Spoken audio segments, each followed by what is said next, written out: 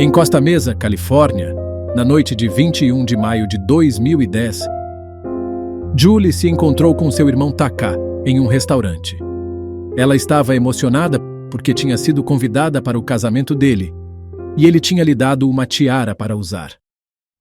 Mas durante o jantar, Julie recebeu várias mensagens de texto de seu amigo Sam Hare, que estava desesperado para falar com ela e queria que ela fosse ao seu apartamento.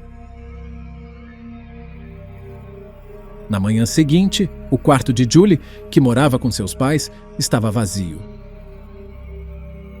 Disse sua mãe: "Acordei, vi que a porta dela estava aberta, mas ela não estava em casa." Continuei mandando mensagens para ela, mas sem resposta. Liguei para ela, mas nem caiu na caixa postal. Naquele momento, meu coração estava batendo forte.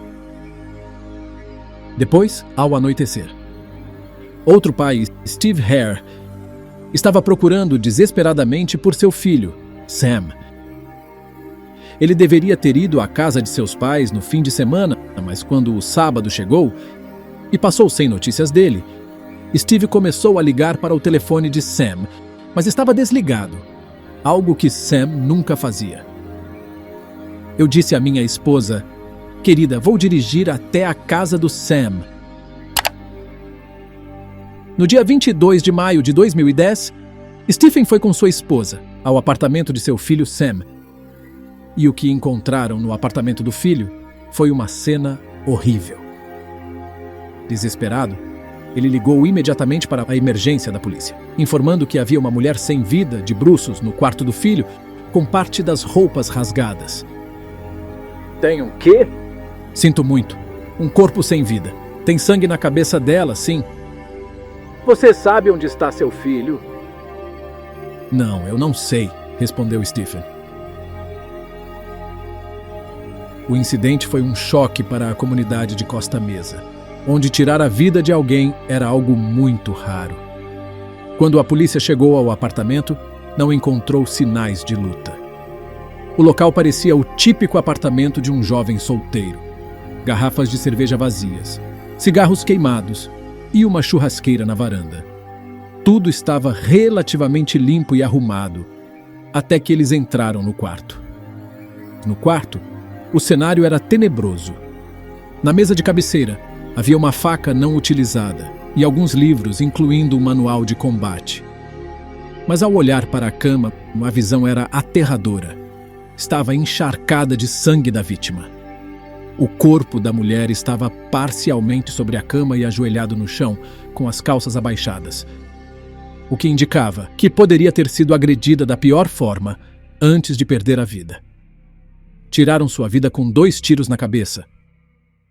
Curiosamente, ela usava uma tiara, e nas costas de seu suéter estavam escritas as palavras "All yours", toda sua.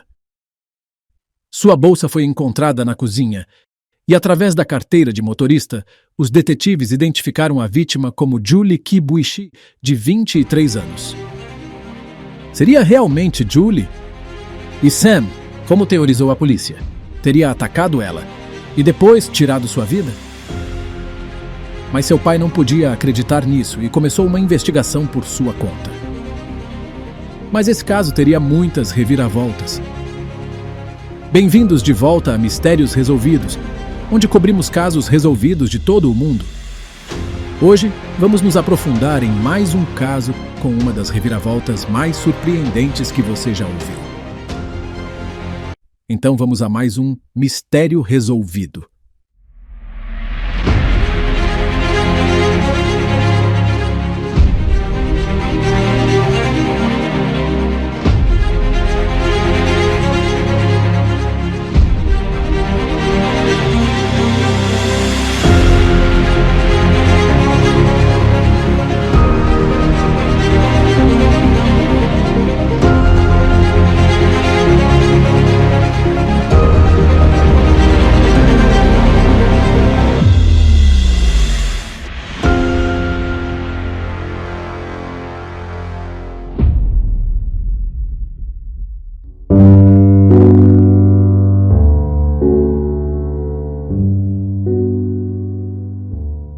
O caso de hoje nos leva à Costa Mesa, localizada entre Los Angeles e San Diego. Costa Mesa, Califórnia, fica em uma região costeira elevada, com vista para o Oceano Pacífico. Apesar da sua riqueza, é uma comunidade tranquila e descontraída. Costa Mesa está no condado de Orange. Orange County é um lugar idílico à beira-mar. Palmeiras, pessoas bonitas, é o sonho californiano. A praia, o surf, a areia, a Disneylândia. Uma atitude muito relaxada e tranquila. Surf, sol, muitas áreas ricas com muito pouca criminalidade, mas também é muito diverso socioeconomicamente. Muitos sonham em viver num lugar assim. Uma das pessoas que vivia ali, nesse estilo de vida californiano, era Julie Kibuishi, de 23 anos. Ela era um espírito livre, dançarina e o epítome da nova garota americana. Julie nasceu em 14 de fevereiro de 1987. Filha de pais nipo-americanos, Jun e Masa Kibuishi. Era a terceira de 4 filhos e sempre foi chamada pelos pais de Minha Garota de São Valentim, pelo dia do seu nascimento, que é no dia de São Valentim, ou dos namorados. Desde muito jovem, Julie demonstrou interesse por dança e música. Sua mãe contou que ela começou a fazer sapateado aos 5 anos e que essa paixão só cresceu com o tempo. Segundo amigos e familiares, Julie era uma pessoa divertida e extrovertida, que sempre fazia todos rirem e estava sempre disposta a ajudar quem precisasse. Julie era nipo-americana e sua família a criou para respeitar sua cultura, mas ela também sabia tirar sarro dela. Seus amigos e as pessoas com quem ela costumava sair nunca transmitiram nenhum perigo, nada para uma mãe se preocupar. Meus filhos não iam a lugar nenhum que não devessem, disse sua mãe. Mas então, a simpática e vivaz Julie, de repente aparecia com um novo homem em sua vida. Era uma garota americana de espírito livre. Após concluir o ensino médio na Orange County School of the Arts, Julie passou a estudar design de moda no Orange Coast Community College, onde conheceu Sam Hare, 3 anos mais velho que ela, e os dois se tornaram próximos. Ela também o ajudava com aulas de antropologia, mas jamais poderia imaginar que sua gentileza acabaria custando sua vida.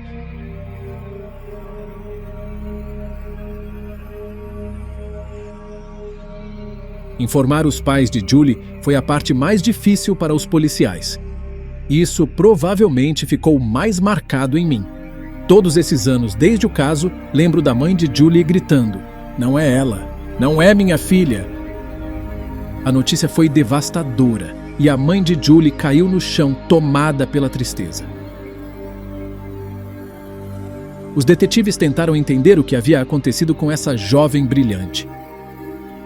Todas as evidências apontavam para Sam como o responsável do que aconteceu com Julie. Afinal, era no apartamento dele que o corpo havia sido encontrado. Mas agora, ele estava desaparecido.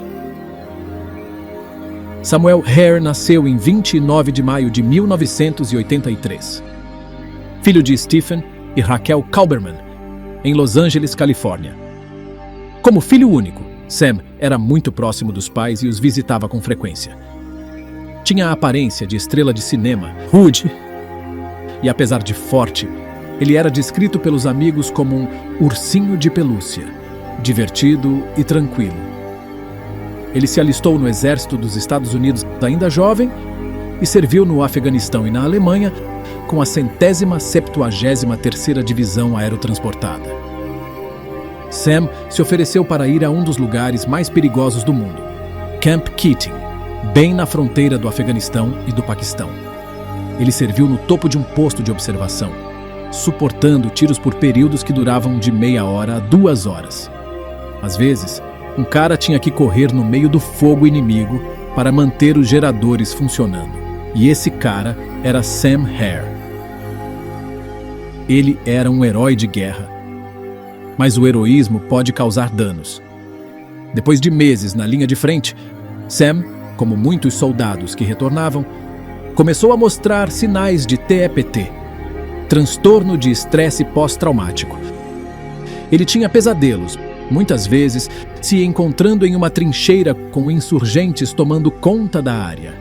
Foi muito traumático para ele. Apesar disso, ele economizou do seu pagamento de combate e voltou para a faculdade para estudar, com esperanças de se alistar novamente no exército e subir na hierarquia. Foi nesse contexto que conheceu Julie, onde se tornaram amigos.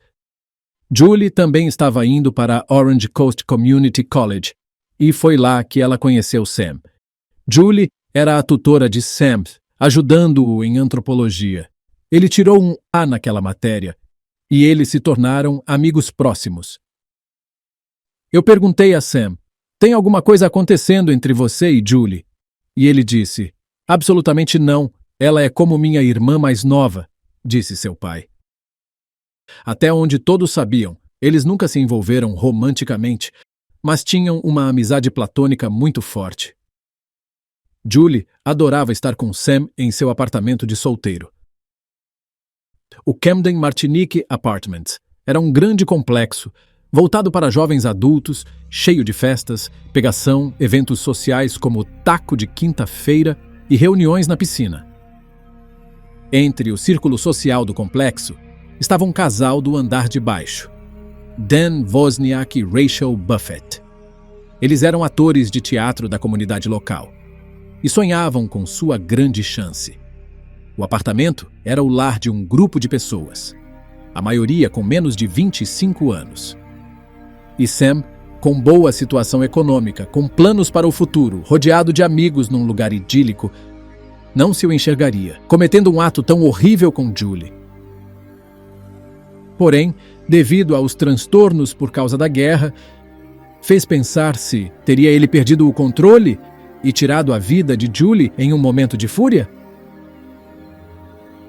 Os detetives, sem pistas sobre o paradeiro de Sam, acreditavam que ele estava fugindo após tirar a vida de Julie. A suspeita aumentou quando encontraram mensagens de texto no telefone de Julie, enviadas por Sam. Às 14h45 do dia 21 de maio de 2010, Sam mandou uma mensagem, dizendo que ia ajudar um amigo e depois iria para a casa dos pais. No entanto, 2 horas depois, o tom mudou e ele enviou mensagens, pedindo que Julie fosse ao seu apartamento, aparentando estar em apuros. Preocupada, Julie concordou em ir até lá, dizendo que estaria ao seu lado, como uma amiga. Enquanto os pais de Sam estavam angustiados, pensando se estaria vivo, essas mensagens aos investigadores faziam parecê-lo como culpado por tirar a vida de Julie. Além disso, o carro e o passaporte de Sam também estavam desaparecidos, o que levou os detetives a concluir que ele estava fugindo. Está tudo óbvio, pensaram os investigadores. Vamos encontrar Sam e ele será o culpado. Mas logo eles descobririam que havia muito mais nessa história. Por um lado, descobriram que o herói Sam Hare já tivera problemas com a lei. Voltando 8 anos no passado, em 2002, o então Sam, de 18 anos, foi acusado de um crime hediondo. Ele foi acusado de participar, junto com outros 17 homens e mulheres, do espancamento até tirar a vida de Byron Benito, de 19 anos, em Canyon Country. Supostamente, na noite de 15 de janeiro de 2002, Sam, que era amigo de Benito desde a infância, pegou o Benito em casa e o levou para uma área atrás de um parque de trailers, onde ele foi atacado por um grupo de suspeitos membros de gangue. Sam foi acusado, mas no final foi absolvido dessas acusações. No entanto, na mente dos investigadores, isso não mudou a suspeita. Embora a família de Sam não acreditasse em sua culpa, os investigadores estavam quase certos de que estavam atrás da pessoa correta. Como Sam era treinado no uso de armas, eles o consideravam perigoso e foragido. Acreditando que estavam lidando com alguém perigoso, as autoridades emitiram um alerta de busca para Sam. Enquanto isso, a polícia de Costa Mesa começou a monitorar as atividades do celular e do cartão de crédito dele na tentativa de localizá-lo. Apesar de tudo, o pai de Sam, Steve, se recusou a acreditar que seu filho era culpado. Ele começou sua própria investigação, determinado a descobrir a verdade. Sam havia economizado cerca de $62 mil e Steve tinha acesso à sua conta bancária. Ao verificar a conta, Steve notou atividade recente em um banco próximo. Fui ao computador e vi que havia atividade, então presumi que Sam, ou alguém, estava usando-o em Long Beach. Steve decidiu procurar Sam ele mesmo. Ele dirigiu por aí, verificando hotéis e passando tempo em caixas eletrônicos, esperando por uma pista. Finalmente uma pista chegou. Steve recebeu um alerta de que o cartão bancário de Sam estava sendo usado em uma pizzaria local. Fui até a pizzaria, dei uma olhada e fiquei lá por 1 hora, lembrou Steve. Ao mesmo tempo, a polícia de Costa Mesa também estava monitorando a conta. A foto de Sam estava em todos os lugares, enquanto a polícia tentava localizá-lo. Em nosso esforço para encontrar Sam, começamos a investigar atividades de cartão de crédito, atividade de celular e coisas assim, disse um investigador. Por fim, o banco notificou a polícia sobre a atividade de caixas eletrônicos na área de Long Beach. Houve 4 saques diferentes em 2 caixas eletrônicos. Mas o que eles viram nas imagens de vigilância os surpreendeu. Não era Sam, nem mesmo um homem adulto, mas um garoto misterioso. Quando o banco enviou os vídeos 1 ou 2 dias depois, os policiais ficaram chocados ao ver um jovem caucasiano vestindo um moletom, claramente tentando se disfarçar. Ninguém sabia quem era esse garoto, nem os pais de Sam, nem ninguém mais. Era um adolescente, usando um moletom com capuz e boné.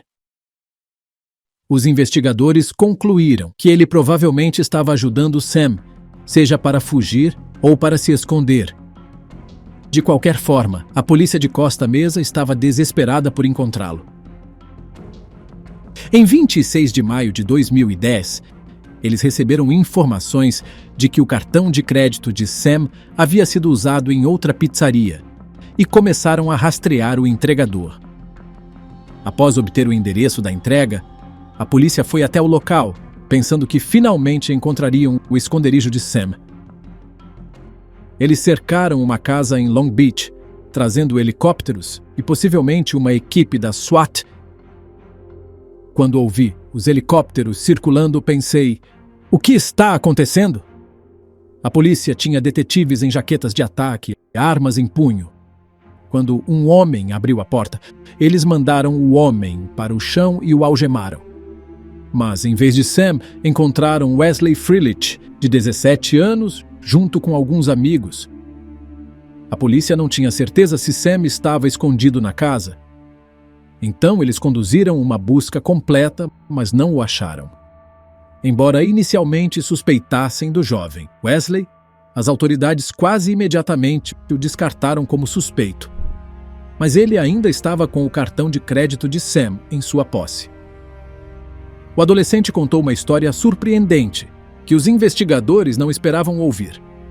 Ele havia recebido o cartão de crédito com instruções completas para sacar dinheiro. Mas não foi Sam quem deu o cartão para ele. Nem sequer conhecia Sam. Daniel Wozniak, um ator local de teatro, que Wesley conheceu através do teatro comunitário, foi quem lhe entregou o cartão. Wozniak disse a Wesley que era um caçador de recompensas e que precisava coletar o dinheiro que Sam devia. Talvez qualquer outra pessoa recusasse, mas como Wesley via Wozniak como um irmão mais velho, sem perceber a gravidade da situação, o adolescente concordou em ajudar. No total foram retirados $1.900 da conta. De acordo com Wesley, Dan havia orquestrado todo o esquema do caixa eletrônico. Dan disse a Wesley que Sam devia muito dinheiro a fiadores e havia pedido ajuda para sacar dinheiro de sua conta. Dan até mostrou a papelada, alegando que era tudo legal. e o instruiu a usar chapéu e óculos para evitar ser detectado. Então Wesley e Dan dirigiram até o caixa eletrônico mais próximo. Dan ficou no carro enquanto Wesley sacava $400. Dan conseguia ver o que eu estava fazendo, mas as câmeras não conseguiam vê-lo. Elas só conseguiam me ver, explicou Wesley. Quando Wesley deu o dinheiro a Dan, a primeira reação de Dan foi perguntar: por que demorou tanto? Wesley, nervoso, respondeu: é a primeira vez que uso um caixa eletrônico, não sei o que estou fazendo. O nome Daniel Wozniak não era estranho para os investigadores, pois eles haviam encontrado um convite para o casamento dele no apartamento de Sam. Mas quem era Daniel Wozniak? E qual era sua conexão com Sam? Ele havia ajudado Sam a fugir? Ou era cúmplice de tirar a vida de Julie? Várias perguntas ainda precisavam ser respondidas. Daniel Patrick Wozniak, na época com 26 anos, nasceu em 23 de março de 1984, sendo o mais novo de 3 irmãos. Daniel passava muito tempo com seus avós após a escola, devido às longas jornadas de trabalho dos pais. Ele cresceu em uma casa luxuosa e a família costumava fazer viagens caras. Descrito como um bom aluno, ele usava piadas, canto, dança e truques de mágica para atrair a atenção das pessoas, adorando ser o centro das atenções. Ao perceber que tinha um talento natural para o palco, ainda jovem, Daniel começou a atuar e cantar em musicais. Na casa dos 20 anos, ele era bastante despreocupado quanto aos seus planos para o futuro.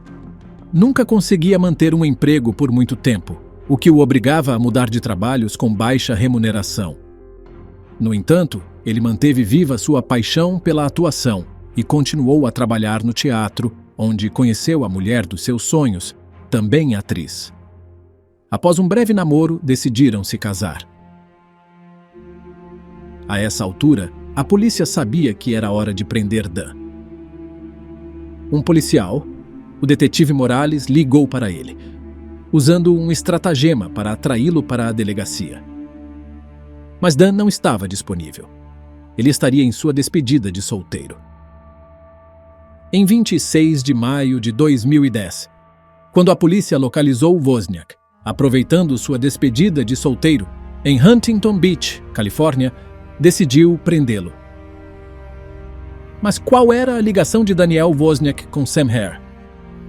Descobriu-se que ele morava no mesmo complexo de apartamentos que Sam. Supondo que Wozniak tivesse ajudado Sam a fugir e escondê-lo, ou até mesmo sido cúmplice no caso de Julie, a polícia invadiu a festa particular de Wozniak, com um mandado de prisão. Assim que ele viu os policiais, o sangue esvaiu-se do rosto de Wozniak, o que levou aos detetives a acreditar que ele sabia mais do que estava revelando. A polícia o prendeu para interrogatório. Na sala de interrogatório, Wozniak inicialmente afirmou que seu único crime foi participar da fraude com o cartão de crédito e encobrir Sam. Ele contou aos investigadores que ele e Sam haviam planejado sacar todo o dinheiro da conta bancária de Sam, com a ajuda de Wesley, e em seguida alegar roubo do cartão de crédito. Mas, segundo Daniel, antes de conseguirem executar o plano, Sam fez uma confissão chocante. Sam disse que havia tirado a vida de sua amiga Julie. Ele acrescentou que após essa confissão, deixou Sam em um shopping local e não o viu mais desde então. Apesar disso, os detetives acreditavam que ele ainda estava acobertando Sam e que estava mais envolvido no caso de Julie do que admitia. Então, os detetives tentaram uma nova estratégia. Colheram uma amostra de DNA de Daniel, o que o deixou visivelmente nervoso.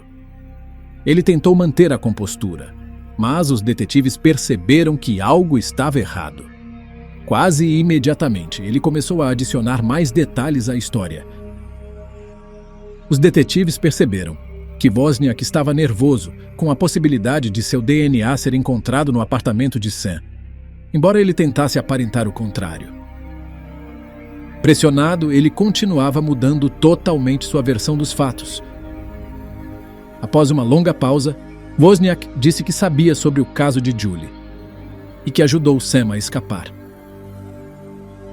Quando os detetives o lembraram de que tinham seu DNA, ele garantiu que não seria encontrado no corpo de Julie, insistindo que não tinha envolvimento no seu caso.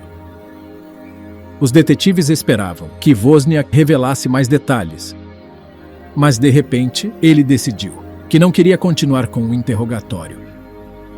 Com tanto em jogo, os detetives não podiam deixá-lo ir sem obter os detalhes completos. Eles avisaram Wozniak que se não revelasse tudo, ele seria preso como cúmplice de tirar a vida de Julie. Wozniak também tinha muito em jogo. Para apenas 48 horas, ele tinha um casamento marcado e não queria perdê-lo. Sob pressão, Wozniak começou a desmoronar. A história, mais uma vez, mudou um pouco. Vendo que Wozniak estava prestes a quebrar, os detetives apressaram o processo, blefando sobre o DNA. Embora os resultados dos testes de DNA não fossem sair por semanas, os detetives alegaram que seu DNA foi encontrado no corpo de Julie. Surpreendentemente, ele não protestou contra essa alegação e disse que seu DNA estava no corpo de Julie, porque ele estivera com ela anteriormente.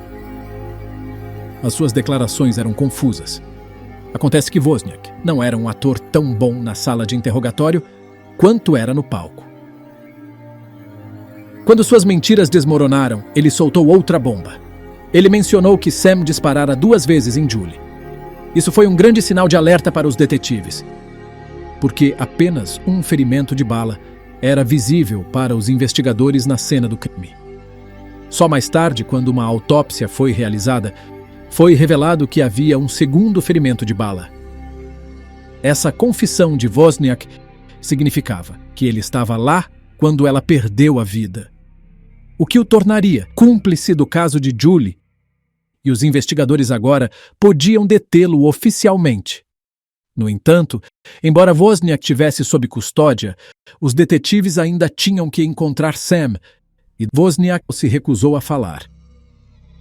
Enquanto os detetives procuravam por quaisquer pistas que pudessem levá-los a Sam Hare, sentado atrás das grades, Wozniak ligou para sua noiva, Rachel Buffett. Quer Wozniak soubesse que essas conversas estavam sendo gravadas, ou não, ele estava prestes a ser pego em sua própria teia de mentiras. Como Rachel escolheu a liberdade, em vez do amor, ela disse a ele que ligaria para os detetives com mais informações. Wozniak sabia que tinha que falar com os detetives antes que Rachel o fizesse. De repente, ele estava em pânico, desesperado para fechar um acordo com os detetives, que ele havia recusado apenas algumas horas antes. Mas o que ele disse aos detetives desta vez estava além da imaginação deles. Pela primeira vez, Wozniak estava pronto para declarar a verdade do seu plano diabólico, que começou com um simples favor de um amigo. No fatídico dia 21 de maio de 2010, Wozniak pediu a Sam, que o considerava um bom amigo, que o ajudasse a mover algumas caixas no sótão do Teatro Los Alamitos, em uma base militar local. Enquanto Sam estava ocupado movendo as caixas no sótão, em uma posição ajoelhada com as costas viradas para Wozniak, o monstro de sangue frio sacou uma arma e atirou em sua cabeça uma vez. Inicialmente, Sam não soube o que o atingiu. Depois de perceber que havia levado um tiro, ele implorou a Wozniak para que o ajudasse. Sem um pingo de hesitação, implacável, recarregou sua arma e atirou nele uma segunda vez, tirando-lhe a vida instantaneamente. Após fazer isso, Wozniak ainda não havia terminado. De forma fria, e ele fez o impensável. Enviou mensagens de texto para Julie com o telefone de Sam, para atraí-la ao apartamento de Sam.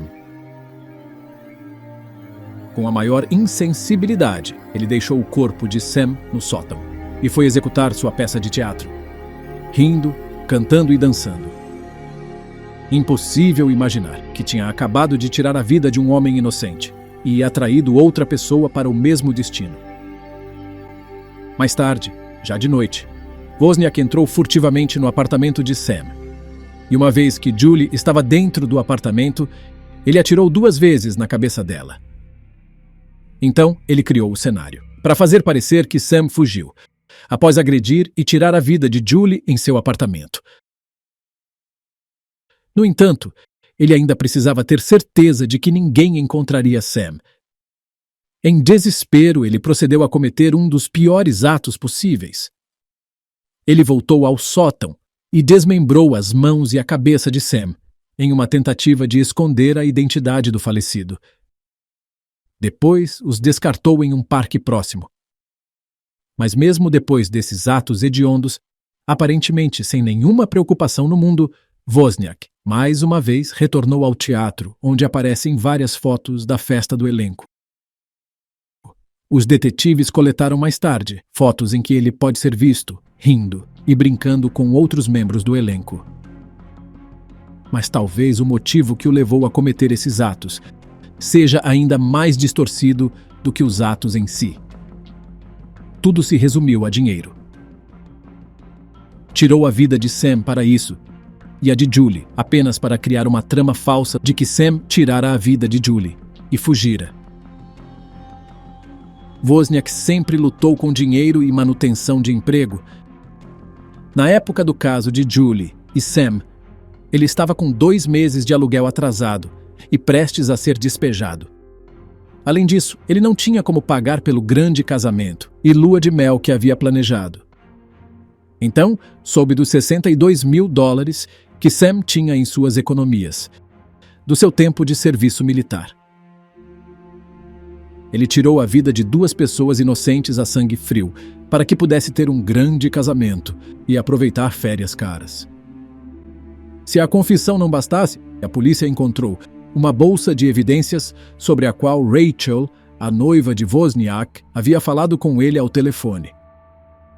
A polícia encontrou essa bolsa graças ao irmão de Wozniak, Tim.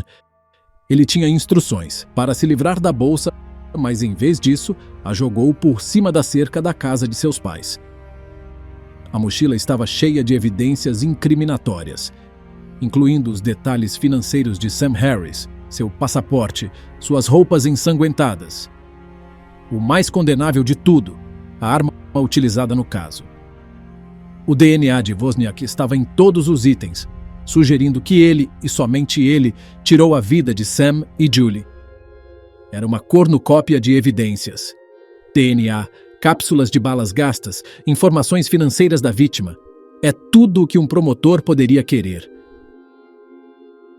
Em 16 de dezembro de 2015, no final de seu julgamento, que durou apenas 5 dias, Wozniak foi considerado culpado das 2 acusações, por tirar a vida de forma premeditada de 2 pessoas.